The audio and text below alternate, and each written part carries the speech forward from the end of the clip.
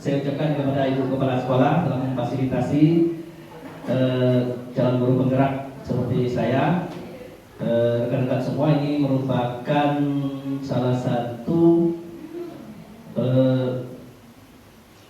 aksi nyata dari modul 1.4. Siap Bapak Ibu?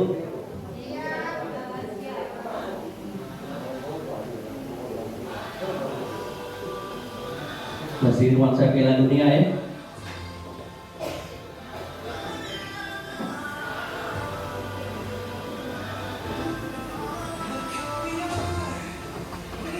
Ini profil saya.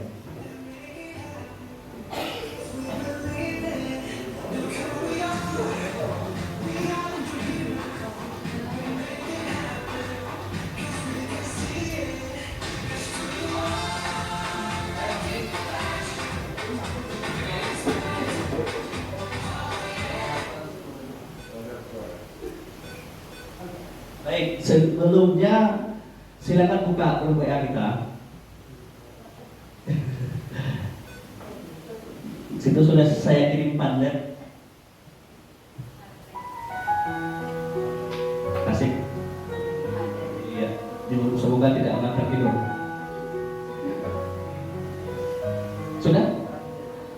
Silakan diklik link pantetnya. Klik tanda tambah. Silakan tulis siapa murid Bapak Ibu yang paling nakal. Yang Bapak enak masuk kelas itu. Ibu enak, aduh kelas 9A ada di situ. Ada anak kan? Ada enggak? Silakan diketik satu saja. Pak, ada 2 poin kok. Satu saja.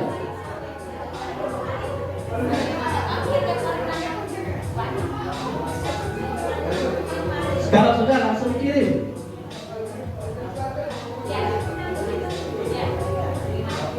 Pak, ada 100, satu saja. Sudah?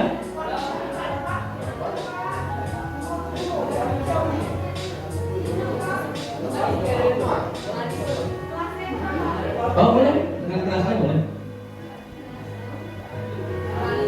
Sepertinya masuk kelas itu seperti ya kelas apa? Horor, boleh? Iya, sudah.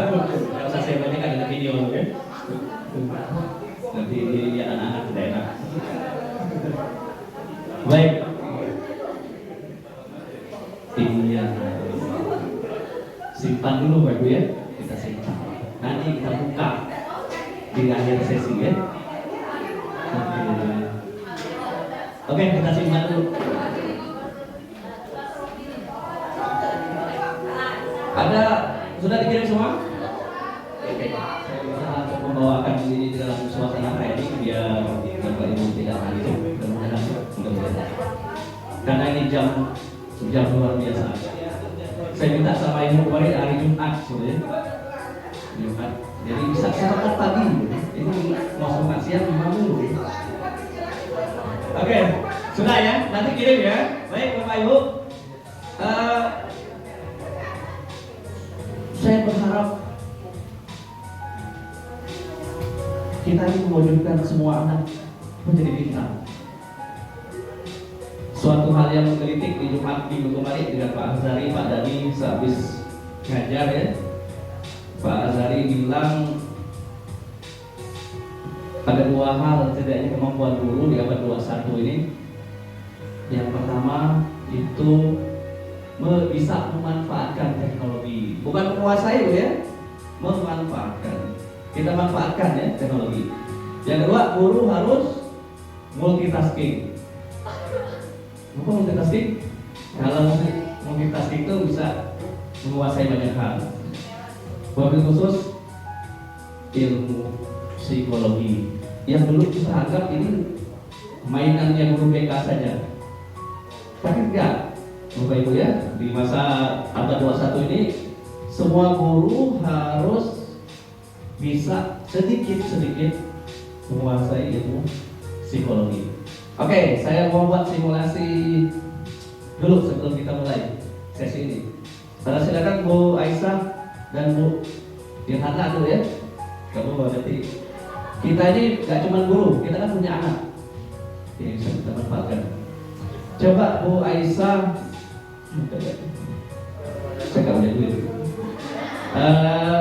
Coba Bu, genggam Bu kanan Ibu. Oke, sangat kuat. Seakan-akan dalam genggaman Ibu itu hal yang berharga buat Ibu.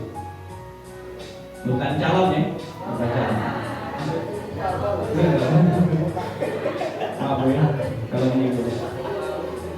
Silakan Bu Nirhana, bagaimana caranya yang di sebelahnya membuka tangan genggaman tangan Bu Aisyah itu apa dengan tunjukkan, dengan paksaan. Selama 30 detik, mulai dari sekarang.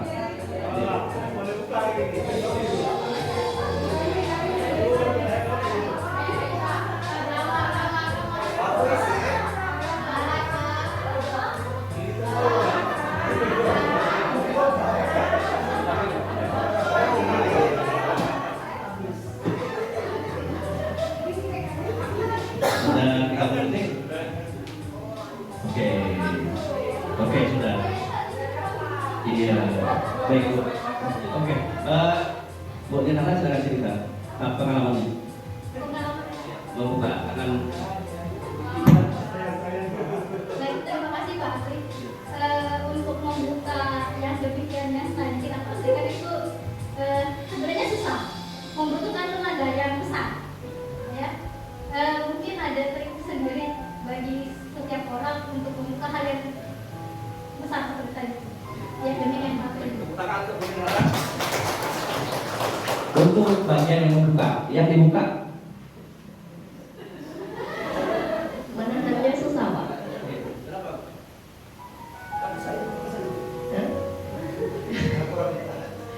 Ya kan jika tanya soal anggap aja soal ini hal yang menahan. Tangan Bu Aisyah.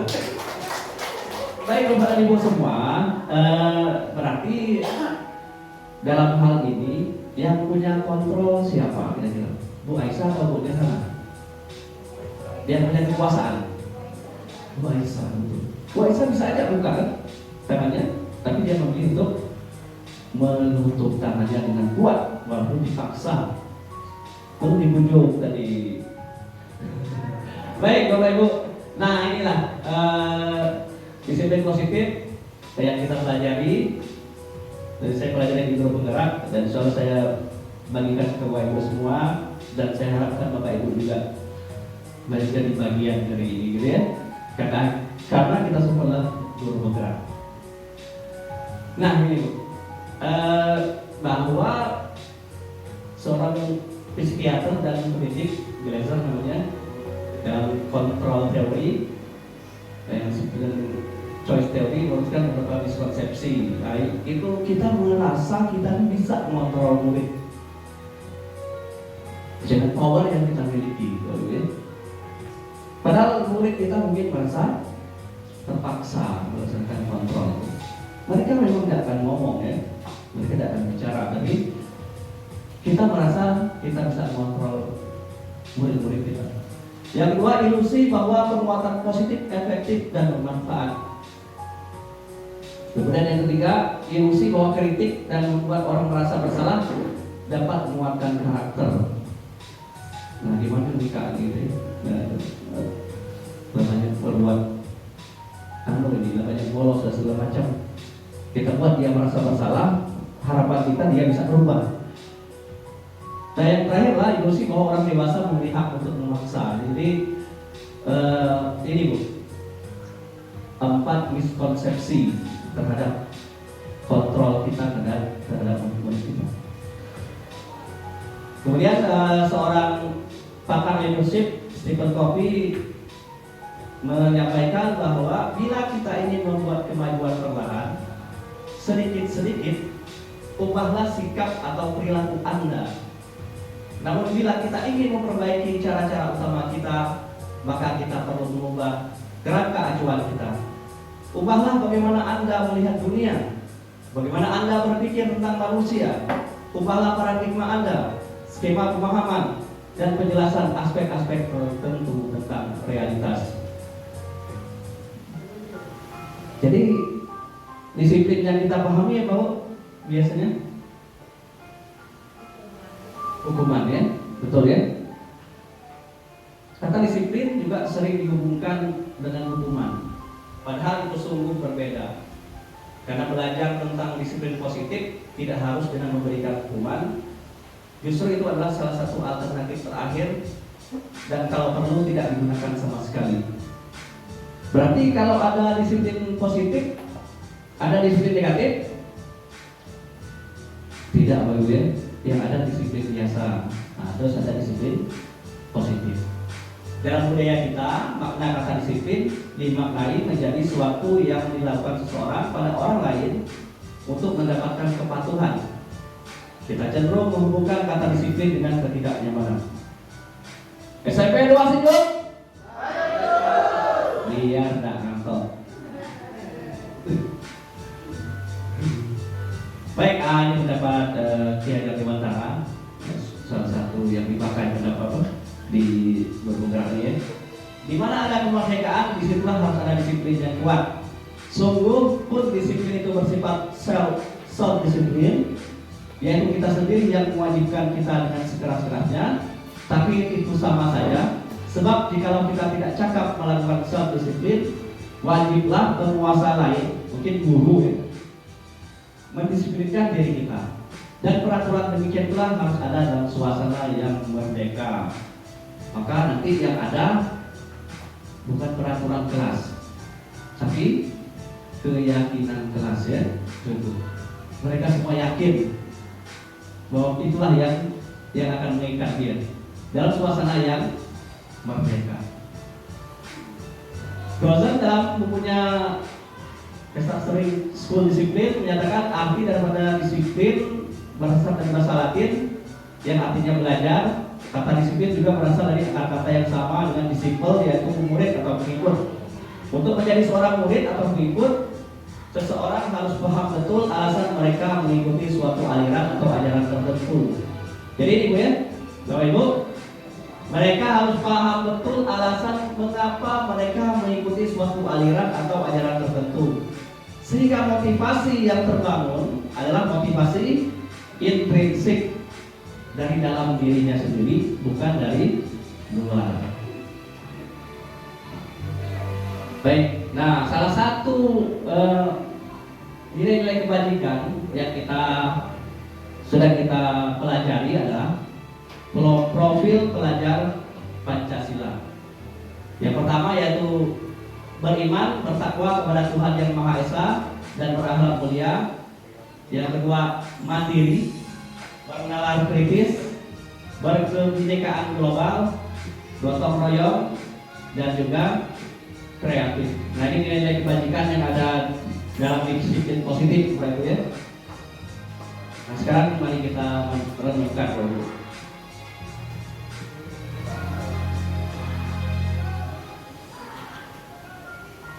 Sebagai seorang pendidik ataupun karyawan, saat Anda perlu hadir di suatu pelatihan atau kegiatan, motivasi apa yang mendasari tindakan Anda? Apakah Anda hadir karena tidak ingin ditegur oleh pihak panitia atau pengawas Anda dan mendapatkan surat teguran, atau menghindari ketidaknyamanan dan hukuman? Yang kedua, apakah Anda ingin dilihat dan dipuji oleh lingkungan Anda, atau mendapat penghargaan sebagai guru berprestasi, atau dia mendapatkan imbalan atau penghargaan dari orang lain? Yang kedua. Dan yang ketiga, apakah Anda ingin menjadi pembelajar sepanjang hayat, menjadi orang yang berusaha dan bertanggung jawab, serta menghargai diri Anda sendiri sebagai teladan bagi murid-murid Anda, teman-teman Anda, serta lingkungan Anda, karena Anda percaya tindakan Anda sebagai pemimpin pembelajaran yang akan jadi panutan oleh lingkungan Anda, yang itu menghargai nilai-nilai kebajikan dari diri sendiri. Kalau kita, Bapak Ibu, pilih yang mana kira-kira? Maunya? Yang terakhir ya, yang terakhir. Insya Allah ya, kita semua ini di SMP 2 Sejuk yang terakhir. Atau kombinasi dari ketiganya? Iya, boleh, gak apa-apa. Merdeka ini merdeka. Ya. Ya. Yang ideal adalah yang ketiga. Yang ideal kan? Kita menyadari bahwa kita seorang pelajar menjadi orang yang besar. Silakan, ada yang mau komentar dulu masalah yang ini. Silakan. Kita interaktif aja, kita diskusi, refleksi, namanya refleksi Pak Ibu ya. Silakan. Pak Rudi, silakan komentar Pak Rudi. Baik, saya waktu PP kemarin juga mendapatkan hal baru gitu ya dari seorang profesor yang studi ilmiahnya itu luar biasa, sudah banyak sekali ya di media-media baik media nasional maupun internasional. Jadi beliau bilang begini, dan saya sampai sekarang masih ingat ya, dari beberapa materi, cuma ini yang melekat di kotak saya, yaitu ketika kita menjumpai seseorang atau kita menemui seseorang atau kita lagi belajar atau lagi ikut seminar apapun itu, maka tanamkanlah dalam diri kita itu menjadi sebuah keingin rasa tahuan kita kepada sesuatu. Nah, jadi maksudnya adalah ketika kita bertemu dengan orang lain, baik belajar apapun itu, belajar agama, belajar apa saja, lagi ngelakar, lagi sharing, lagi curhat, maka jadikan itu sebagai satu sarana untuk agar bisa kita mendapatkan ilmu yang baru dalam hidup ini. Nah, itu mungkin berkaitan dengan hal ini. Kalau saya pribadi ketika ikut misalnya pelatihan baik secara offline maupun online, niat saya di awal adalah untuk agar bisa menjadi seorang pembelajar sepanjang hayat. Itu Pak. Sekarang untuk Pak Rudi, itu dari bawah Pak, ibu-ibunya ada komentar, silakan. Ini kita refleksi Bapak Ibu ya, bukan saya ngajar ya. Ini menghujam ke diri saya juga. Baik, silakan. Ada komen? Kalau tidak kita lanjut dulu ya. Kita lanjut. Baik, pertanyaan berikutnya. Ini ada komen lagi. Silakan. Bila sekolah Anda tidak ada aturan yang memberikan surat teguran bagi karyawan atau pegawai yang sering datang terlambat, atau tidak ada atasan yang memberikan Anda penghargaan menjadi pegawai terbaik karena sering tepat waktu, apakah Anda akan tetap datang tepat waktu untuk mengajar murid-murid Anda? Silakan, saya minta ibu-ibu. Bu Melian. Terima kasih Pak Pri, selamat pagi. Assalamualaikum warahmatullahi wabarakatuh. Halo. Hai. Kalau saya bilang halo, jawabnya hai. Kalau saya bilang hai, jawabnya halo. Halo. Hai. Mau Pak Pri? Biar tak ngantuk aja. Bisa nggak?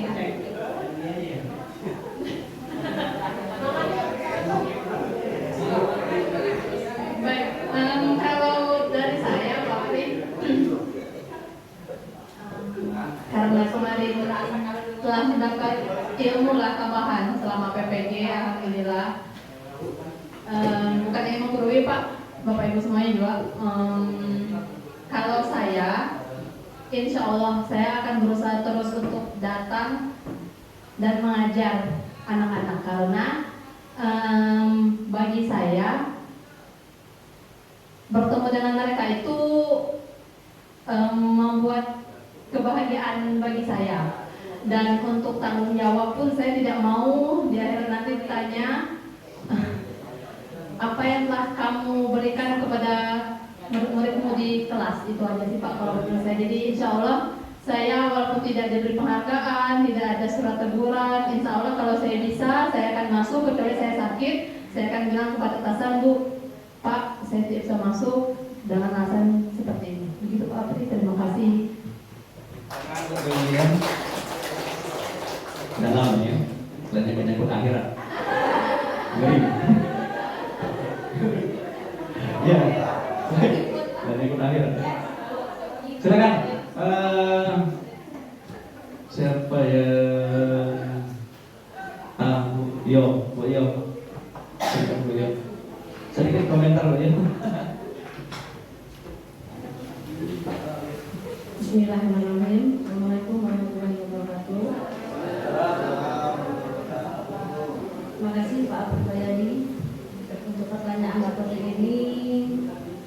Saya rasa kita sudah bertahun-tahun berkumpul bersama, penilaian kita masing-masing ada ya Pak ya. Jadi saya nggak bisa menilai diri saya sendiri, tapi saya berusaha untuk mencintai. Nah, karena menyangkut namanya kita seorang pendidik harus memberikan yang terbaik buat anak-anak didiknya. Karena apa? Itu adalah sebagian dari ibadah kita. Nah, untuk selanjutnya ya mungkin itu yang bisa saya sampaikan ya Pak ya. Itulah, mudah-mudahan Pak Apri selalu sukses ke depannya, menjadi pemimpin yang amanah dan selalu memberikan yang terbaik buat apa namanya bawahannya, insya Allah ya Pak ya. Dan pesan saya juga Pak ya, seperti yang saya sudah katakan tadi dengan Pak Reza, menjadi adalah hati kita masing-masing, terutama pembicaraan dan sikap kita ya Pak ya. Terima kasih Pak. Assalamualaikum warahmatullahi wabarakatuh. Putaran beliau.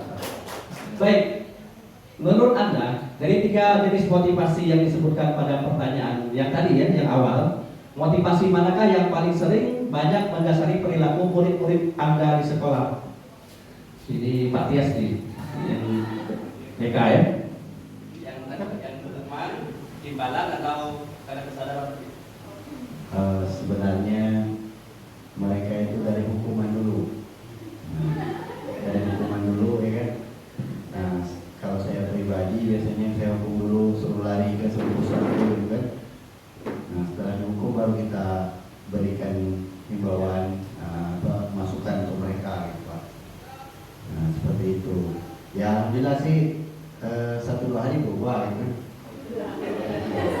Tapi beberapa hari kemudian mungkin ada pengaruh-pengaruh dari luar lagi, nah kembali lagi gitu kan, mengulangi. Tapi ya kita berusaha terus-terusan gitu kan, tanpa bosan.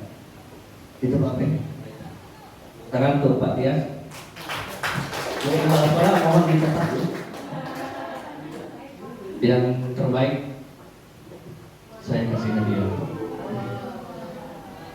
Baik, strategi apa yang selama ini Anda terapkan untuk menanamkan disiplin positif pada murid-murid Anda? Bagaimana hasilnya pada perilaku mereka? Bu Tita, minta pendapatnya Bu Tita.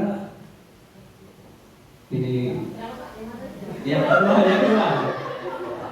Strategi, ya.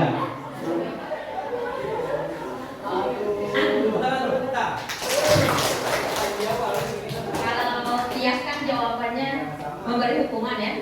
Kalau saya pendapatnya berbeda. Mungkin kesadaran, diajak untuk konsultasi,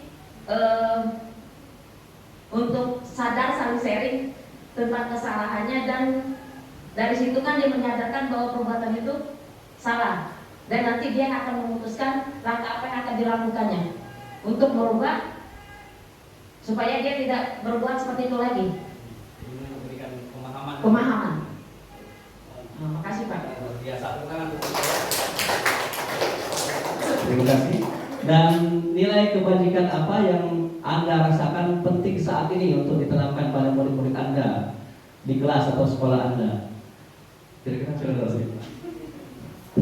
Terima kasih Pak Apri untuk kesempatannya, untuk nilai-nilai kebajikannya. Saya kira untuk kepedulian. Jadi kepedulian siswa di sini itu kurang karena mungkin budaya positifnya belum terbentuk. Jadi kalau melihat gurunya pun siswanya masih belum tanggap. Jadi kepeduliannya kurang seperti itu. Terima kasih Pak Apri. Terima kasih Pak Rizky. Baik. Oke, nah kita speaking dulu ya. Ini dari Pak.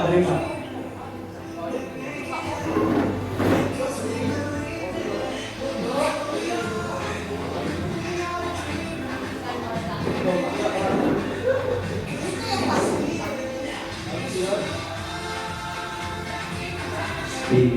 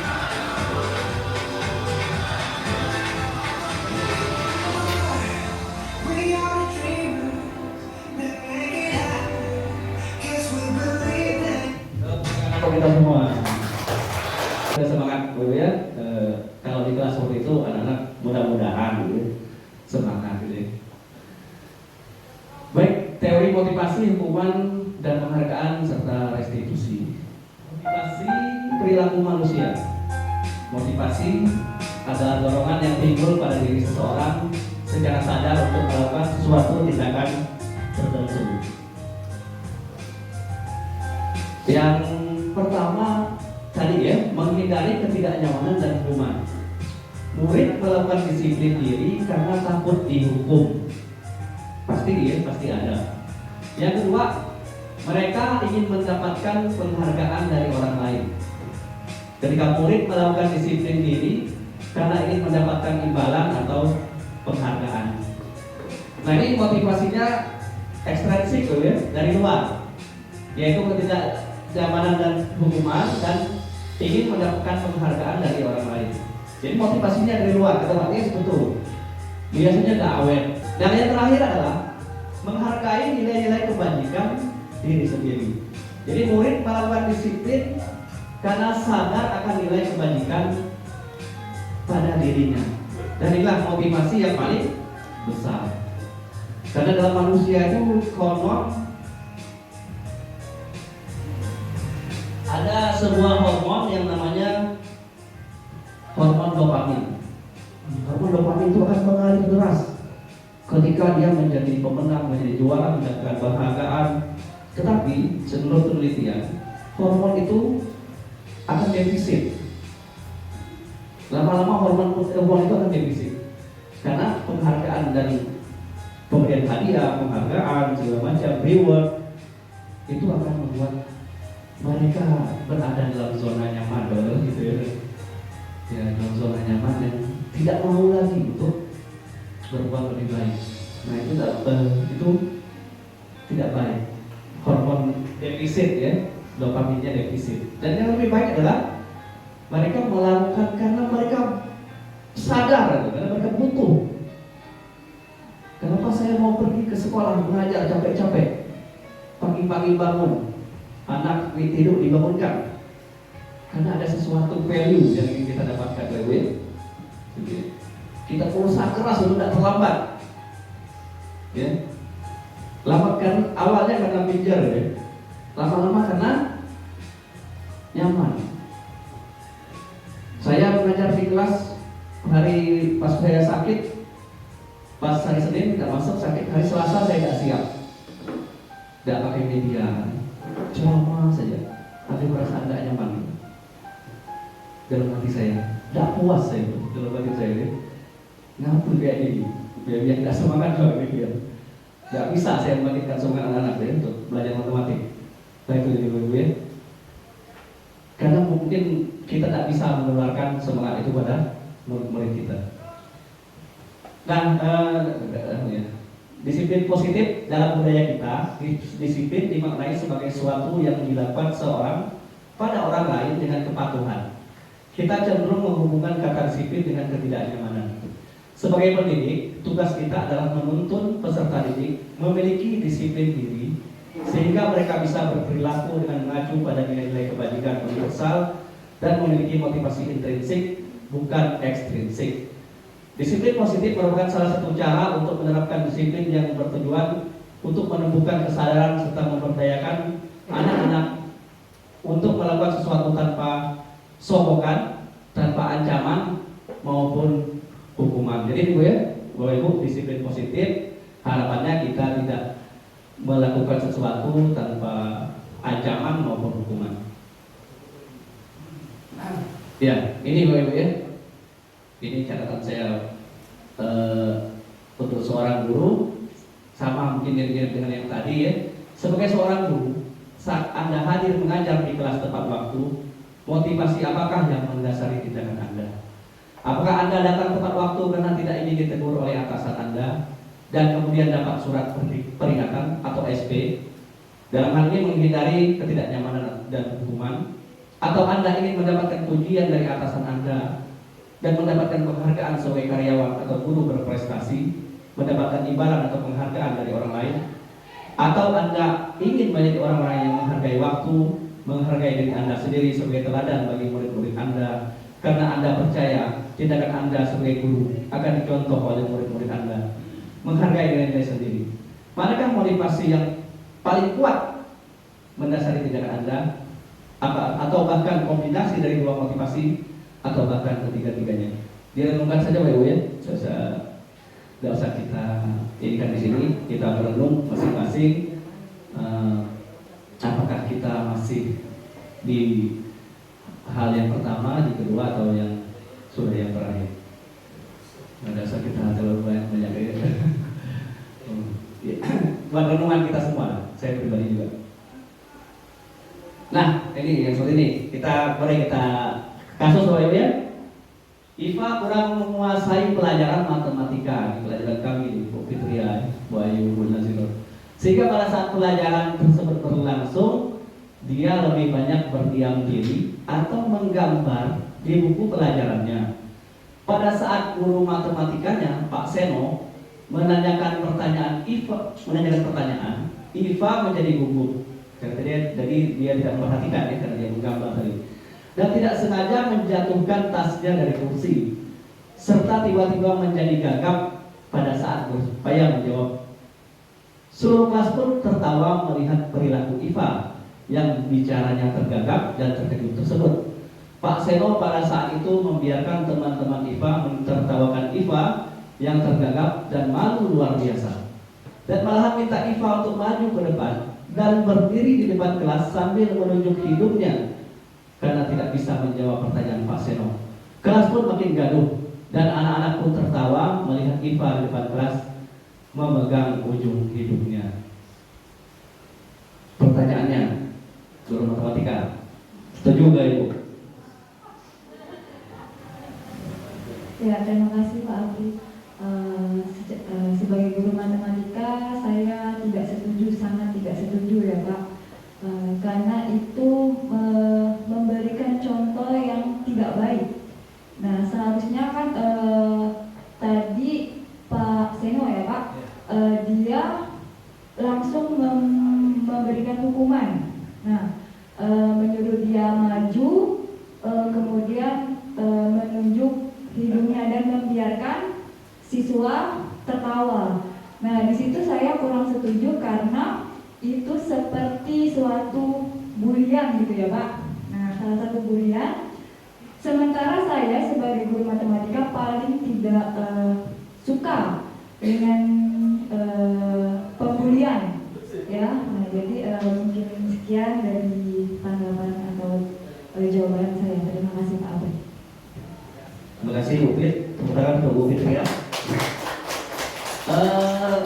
Menurut Bu Dahliana, Anda, tindakan Pak Seno terhadap Iva adalah sebuah hukuman atau konsekuensi? Terus mengapa? Ya? Hukuman atau konsekuensi?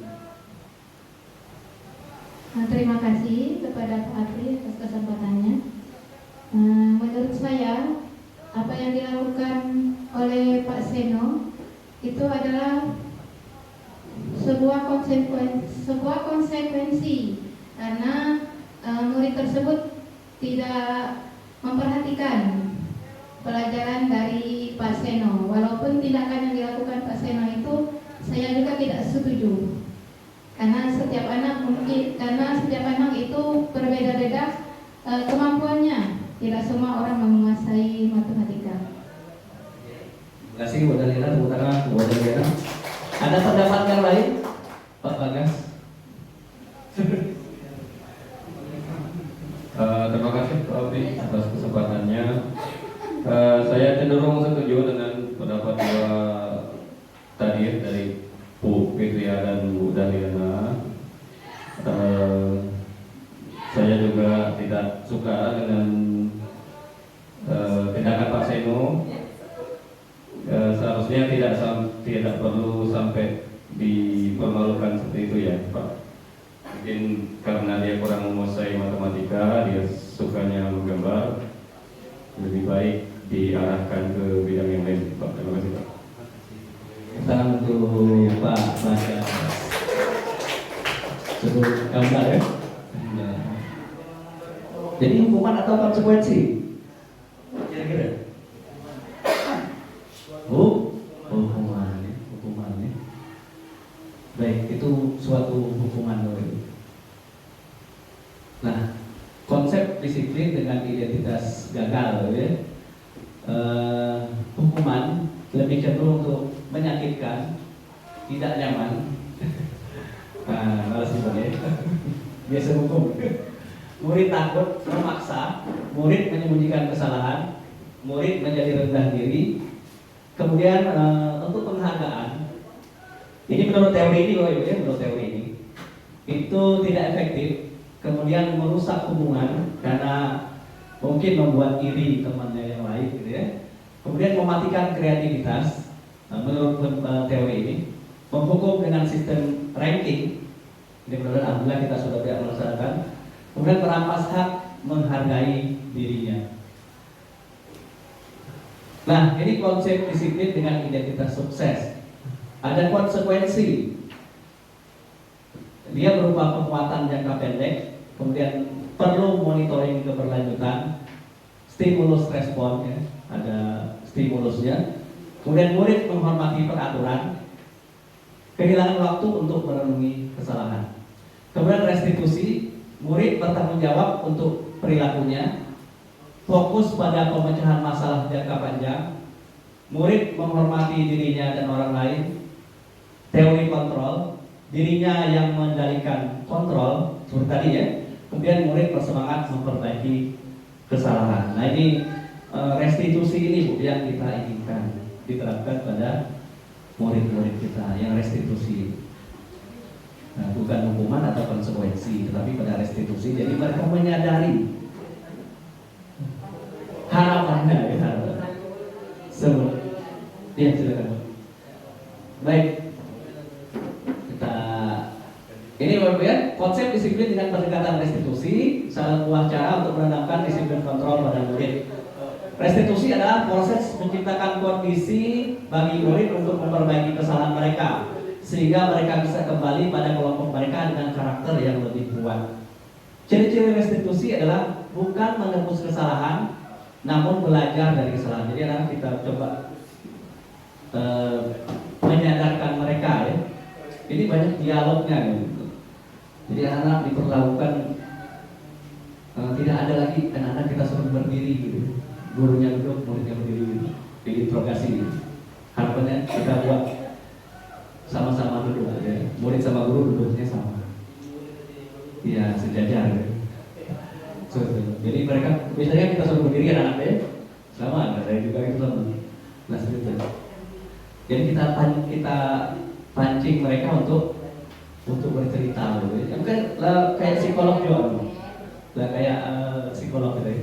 Terus memperbaiki hubungan, kita buatkan tawaran bukan paksaan antara dua yang sama-sama benar ya, win-win solution, tawaran yang sama-sama benar ya, yang sama-sama baik. Kemudian menuntut untuk melihat ke dalam diri, mencari kebutuhan dasar yang mendasari tindakan, fokus pada karakter bukan tindakan, dan menguatkan dan fokus pada solusi. Nah itu jadi restitusi. Jadi kita harapkan di sekolah kita melaksanakan disiplin positif pada murid dengan pendekatan restitusi ini, Bapak Ibu. Nah, 5 posisi kontrol restitusi. Yang pertama sebagai penghukum, guru sebagai penghukum di sini ya. Yang kedua, pembuat merasa bersalah. Nah, ini bagaimana ini? PR sudah tidak dikerjakan. Ya, sudah saya kasih 20 PR kok tidak dikerjakan. Ikut tambah lagi ya jadi 40. Tambah dikerjakan gitu. Ya, pembuat merasa bersalah. Guru sebagai teman buat anak-anak ya. Nah, sebagai teman ya, dia berdiskusi segala macam. Kemudian sebagai pemantau dan sebagai manajer. Kira-kira dalam teori kontrol ini Bapak ya, kita bahasannya teori kontrol. Posisi mana nanti yang cocok, yang paling ideal nanti kita akan tentukan.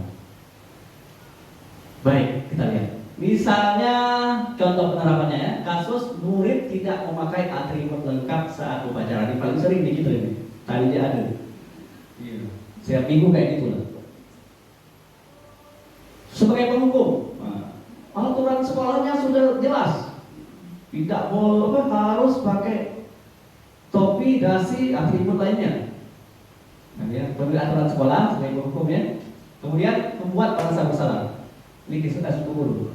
Berapa kali Bu Guru harus memberitahu kamu, Bu Guru kecewa sama kamu. Nah, itu pembahasannya membuat merasa bersalah. Kita sebagai orang tua juga ini ya.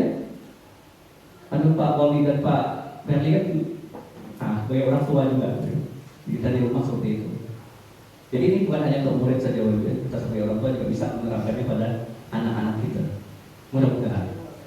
Sebagai teman, ayolah yang tertib, buat Bu Guru bangga. Kali ini tidak apa-apa kamu salah, gitu ya. Sebagai teman itu. Jadi tidak apa-apa dengan kawan gitu. Oh, tidak apa-apa gitu ya. Gitu. Sebagai pemantau ya, guru sebagai pemantau, kamu sudah melasinya. Ini kitabnya ya. Ini buku tata tertib. Poinnya berapa? Kita dulu ya. Yang kamu langgar poinnya sudah berapa? Dan terakhir sebagai manajer. Nah, ini pertanyaannya, apakah kamu tahu kesalahan kamu? Kira-kira bagaimana kamu akan memperbaikinya? Iya Pak, saya salah. Nah, kira-kira bagaimana kamu akan memperbaiki kesalahan kamu? Kira-kira posisi mana itu yang paling ideal dan apa alasannya?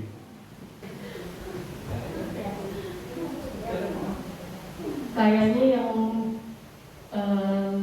lebih ideal itu posisi manajer ya Pak. Terus di situ kan anak-anak apa ya bisa berpikir sendiri untuk gimana caranya bisa jadi lebih baik dan memperbaiki kesalahan yang sudah mereka buat. Itu sih Pak. Tangan dulu bilang.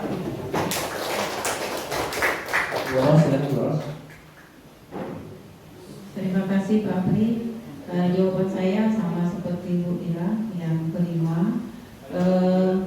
Mudah-mudahan mereka dapat menyadari atas kesalahannya. Semoga kedepannya dengan adanya kesadaran mereka dapat lebih baik. Mungkin itu Pak. Terima kasih. Tepuk tangan dong untuk Bu Ros. Masih semangat Bapak Ibu? Semeru masih Jun? Luar biasa Bu. Manajer ini luar biasa ya. Bisa Bapak Ibu pengen jadi manajer? Insya Allah. Atau yang jadi yang pertama yang penghukum? Ini tampang-tampangnya penghukum semua kayaknya.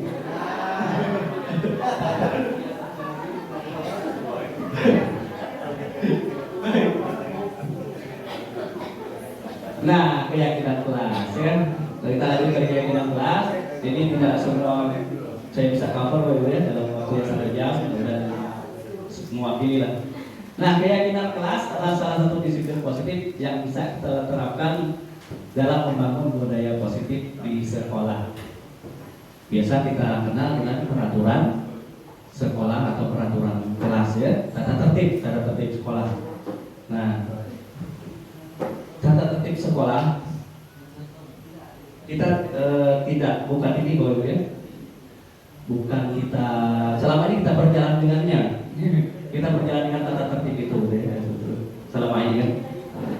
Nah, kita bisa compare ya, bisa kita nanti tata tertib yang kita buat atau kita dengan disiplin positif, dengan keyakinan kelas atau keyakinan sekolah, bukan untuk ini kita sempurnakan ya, bukan untuk lembaga sosial kita sempurnakan. Nah, salah satu ya kegiatan membuat keyakinan kelas yaitu guru bersama murid membuat keyakinan kelas ya. Kita diskusikan tentang peraturan, kemudian merumuskan peraturan menjadi keyakinan dan membuat papan keyakinan kelas. Alhamdulillah di beberapa kelas saya sengaja keliling Bapak Ibu kemarin, beberapa kelas sudah memasang keyakinan kelasnya. Tetapi silakan Bapak Ibu praktik baiknya gitu ya. Saya senang di kelas 9B. Mohon maaf Bapak Bu Nita yang singgung-singgung. Karena apa? Setiap saya jam terakhir siswa Bu Nita itu ini bukan karena pengalaman pribadi aja, karena saya ngajar di kelas itu ABC gitu. Dengan inisiatifnya mereka mengangkat kursi dan ada yang nyapu. Iya, bahkan ngepel juga. Kalau tadi penghargaan keuangan, kok beri penghargaan ya. Luar biasa. Ya, nah, Bu Gita mungkin bisa cerita praktik baik ya. Kenapa bisa gitu? Apa yang kamu ancam kalau jangan kamu ancam ya? Oh, serem loh. Ya, terima kasih atas kesempatannya Pak Apri. Kalau di 9B itu sebenarnya siswanya beragam ya Bapak Ibu. Ada yang gampang diatur, ada yang susah diatur, ada yang sering masuk, ada yang sering bolos. Cuman untuk menghandle itu semua, saya pegang 1-2 murid gitu. Jadi di kelas itu saya percaya pada Erin dan Susan. Nah, lewat mereka itu saya tolong jaga kelas. Kemudian besok guru ada acara, tolong kelasnya disapu, jangan sampai ada sampah-sampah. Seperti itu Pak Apri. Jadi yang saya pegang 1 atau 2 orang. Jadi dari 1-2 orang itu yang dia mengimbaskan ke teman-temannya, yang bisa merangkul teman-temannya. Karena kalau misal saya harus merangkul satu-satu siswa itu sepertinya saya nggak sanggup Pak Apri. Jadi saya cuma pegang 1-2 siswa untuk menghandle kelas. Terima kasih Pak Apri. Terima kasih tepuk tangan untuk Bu Gita. Ya contoh dulu ya. Nah, mungkin bisa diterapkan di kelas kita ya. Di kelas Bapak Ibu. Mungkin juga harus dengan modifikasi ya, bisa. Itu praktik baik saya sebut ya. Setiap Selasa gitu ya, saya ingat. Baik. Nah, selama ini membuat yang buat Bapak Ibu, wali kelas yang buat, saya ini tidak berani mau bikin event-event di kelas Bapak Ibu. Takut ada penguasanya soalnya. Lancang mereka di kelas saya. Selama ini yang buat keyakinan kelas, Bapak Ibu yang sudah buat ya, Bapak Ibu wali kelas atau inisiatif dari siswa. Ininya, diktum-diktumnya, isinya. Yang buat, silakan Bu Lilis ya, yang buat. Terima kasih Pak Apri. Kalau di kelas 8D itu Pak, saya buat rancangannya, tapi sudah itu saya diskusikan dengan anak-anak mana di antara yang poin-poin yang sudah saya tawarkan tadi bisa disepakatin atau tidak, bisa diganti atau ditambahin seperti itu. Tapi kemarin tuh yang poin-poin saya sudah buat itu saya tawarkan ke siswanya setuju semua dan tidak ada yang mau dirubah dan tidak perlu ditambah seperti itu. Tapi kenyataannya hanya ditempel di kelas seperti itu Pak. Ya, terima kasih. Terima kasih Bu Lilis. Tepuk tangan untuk Bu Lilis. Ini waktunya sudah semakin larut loh ini. Iya. Mohon disaksikan dulu.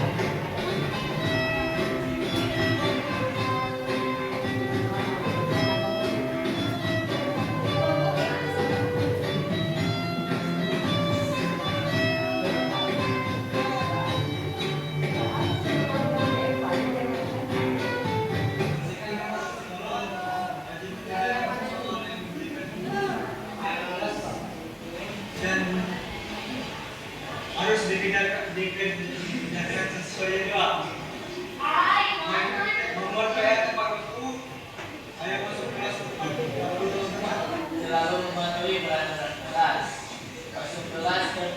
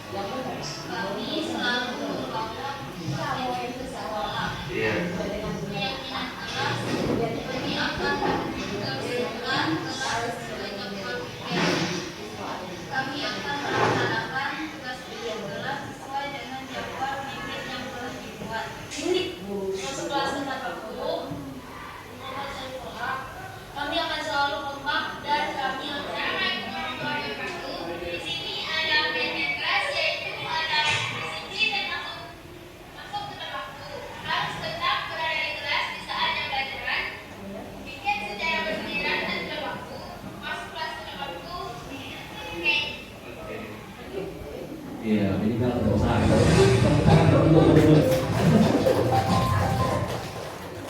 Iya, minimal kan sudah usaha ya. Walaupun masih ya gitu. Jangan menyerah.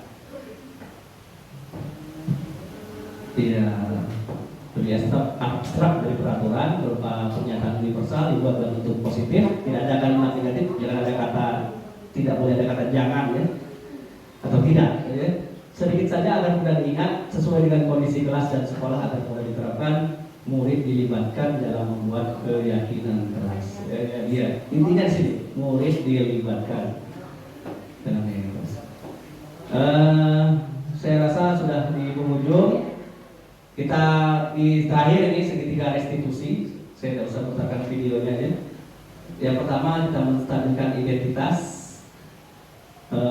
Kita semua akan melakukan hal terbaik yang bisa kita lakukan. Kemudian validasi tindakan yang salah. Anak-anak kita ada kesalahan, kita validasi. Apa alasan kamu melakukan ini? Apa alasan kamu bolos? Apa alasan kamu mengganggu teman, membuli kawan ya? Validasi, divalidasi dulu. Kemudian menanyakan keyakinan.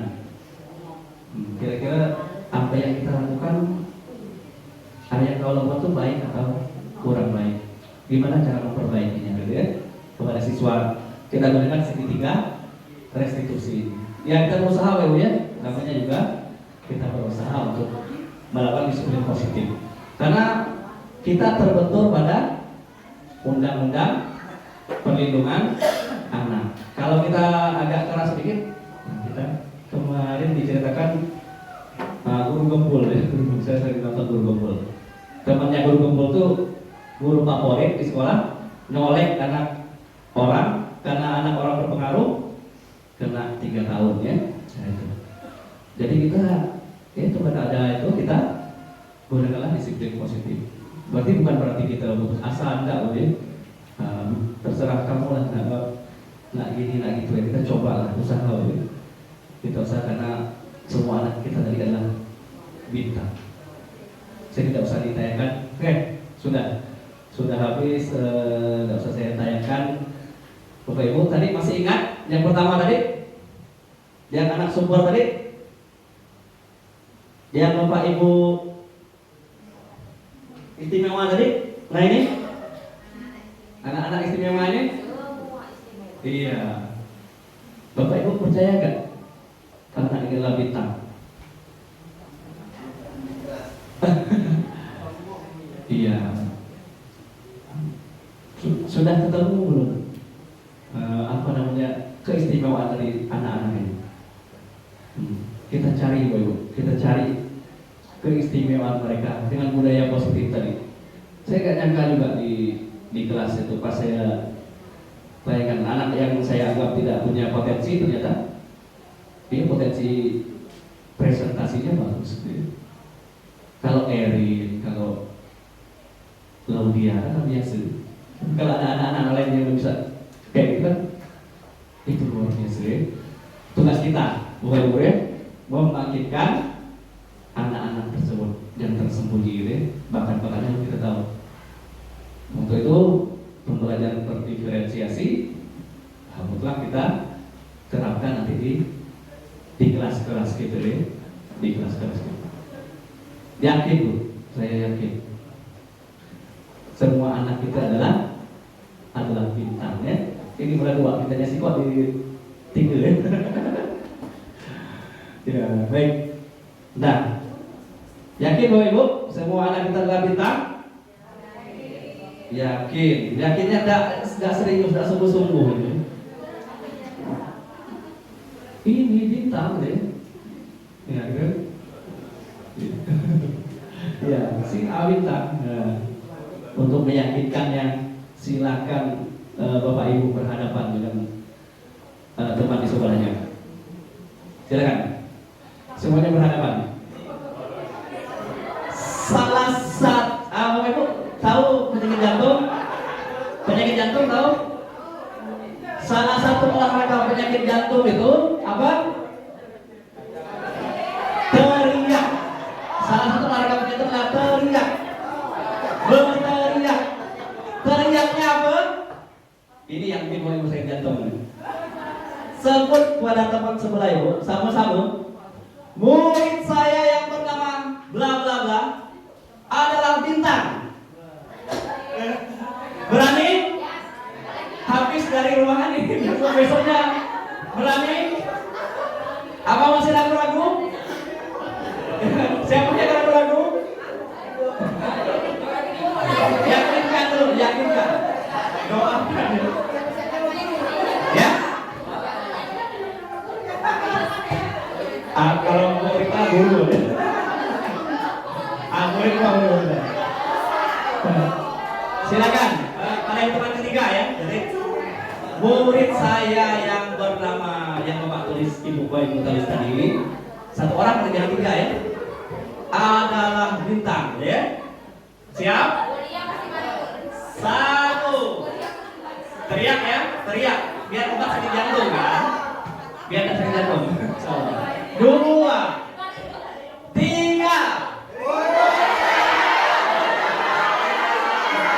Tepuk tangan untuk kita berdua. Iya, baik. Terima kasih Ibu-ibu atas kerjasamanya yang luar biasa. Ngantuk Pak Ibu?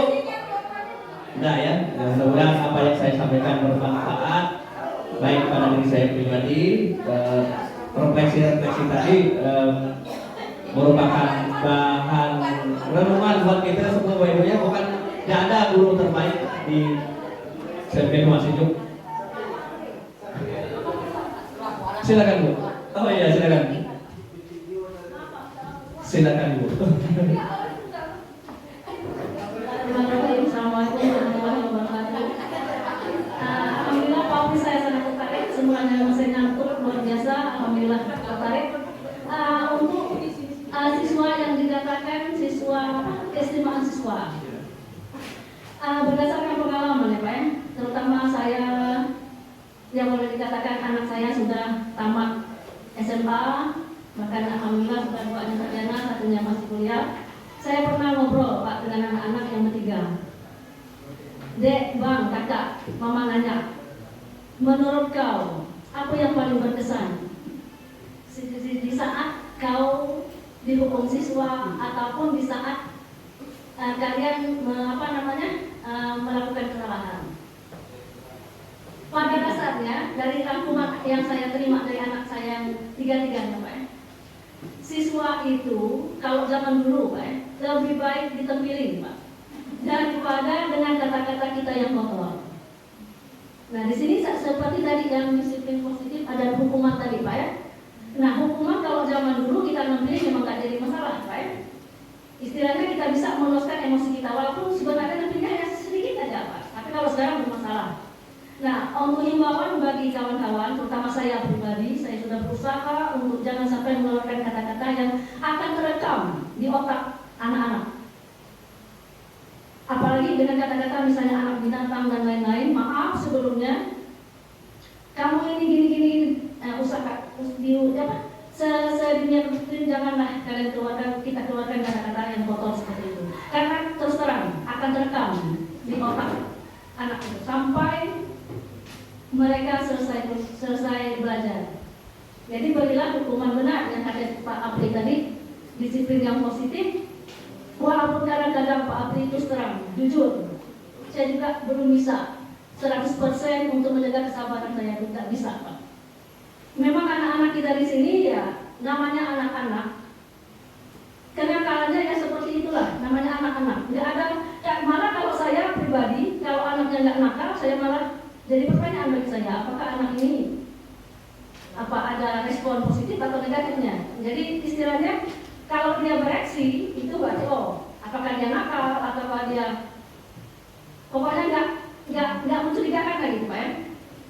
Nah jadi untuk yang saya lihat dari sini Pak ya bagus sekali.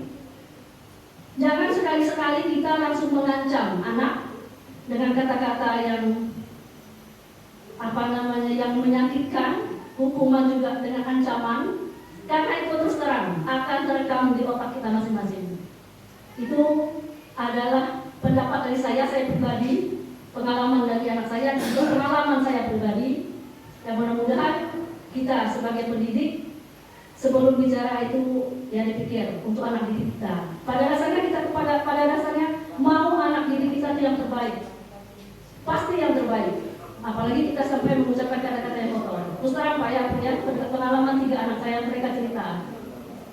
Tahu, dan mungkin juga siswa saya yang di sini dulu kemarin saya pernah ngajar matematika Pak Oli dan yang lain. Ibu mohon maaf kalau lihat, memang dulu ibu luar biasa kata-kata ibunya dengan anak-anaknya. Ya, sampai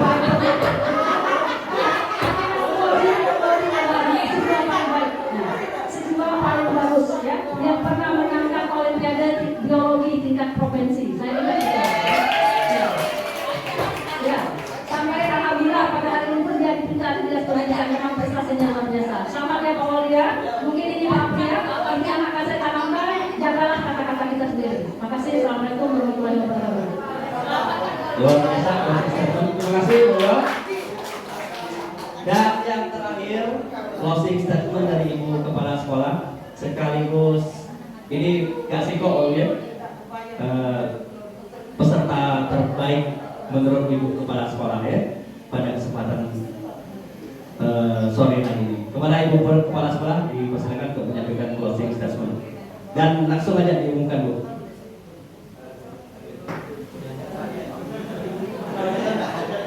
Terima kasih. Assalamualaikum warahmatullahi wabarakatuh.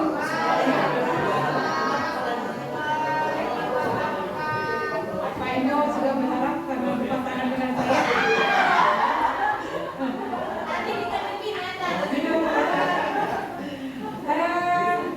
Terima kasih Bapak Ibu sudah berpartisipasi dalam kegiatan PAPRI. Terima kasih seluruhnya memberikan kontribusi yang sangat menarik. Jujur saya agak susah untuk memberikan penilaian, tapi tetap saya harus melakukannya. Untuk keaktifan kita semua aktif, Bapak Ibu semua aktif. Di sini yang saya nilai adalah apa yang disampaikan bisa memberikan ilham untuk kita, bisa memberikan perubahan untuk kita, di mana kita sebagai guru tentunya dari dalam diri kita dulu kita akan memulainya. Untuk itu saya memilih Ibu Merian sebagai yang terbaik dalam memberikan kita untuk sebagai masukan kita. Kenapa? Karena kita sebagai guru dari rumah kita harus merasa senang dulu. Kita harus merasa senang. Kalau kita sudah merasa beban dari rumah, semua apapun yang di sekolah itu tetap akan di mata kita salah. Kalau tidak merasa senang dari rumah, apapun yang kita jalankan akan menjadi beban. Dan itu pernah saya alami sendiri pada saat awal-awal saya masuk menjadi sebagai guru. Semua saya rasakan menjadi beban. Kok anak ini begini, kok anak ini begitu. Bagaimana saya harus menyelesaikannya itu dijadikan beban. Dan itu semakin membuat kita tidak bisa berpikir secara positif. Tapi kalau kita dari rumah sudah merasa senang, kita datang ke sekolah, apapun yang kita hadapi tidak akan menjadi beban. Dan apapun permasalahan yang kita hadapi, kita pasti akan menemukan penyelesaian yang sebagai tindakan yang positif. Pasti itu. Karena kita tidak lagi merasa terbebani, kita tidak lagi merasa bahwa yang saya hadapi ini adalah masalah. Tetapi yang kita hadapi di sini adalah bagaimana kita mengajak siswa untuk menjadi lebih baik. Jadi selamat kepada Ibu Melia, terima kasih atas pencerahannya dan semoga Bapak Ibu guru juga memiliki rasa senang mulai dari rumah sehingga apa yang kita lakukan di sekolah ini tidak menjadi beban. Silakan Ibu Melia ke depan untuk mendapatkan penghargaan yang tidak ada.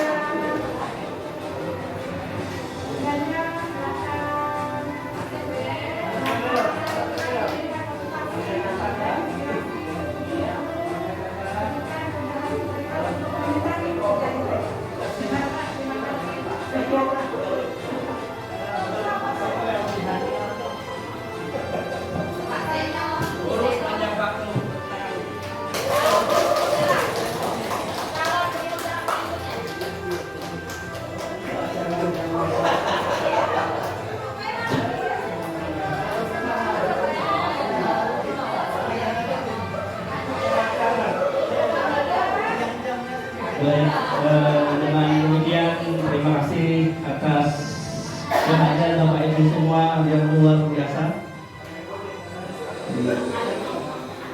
Jadi, masih banyak ngomong-ngomong kita yang lain. Kalau fasilitator saya bilang momen, yang kita bikin momen gitu ya, yang bikin wow gitu ya. Nah, kita buat momen di kelas-kelas kita. Seperti itu Bapak Ibu. Siap Bapak Ibu ya? Iya, insya Allah. Mudah-mudahan bermanfaat. Kelas terima kasih atas fasilitasnya. Semoga bermanfaat. Saya akhiri bila demikian. Assalamualaikum warahmatullahi wabarakatuh.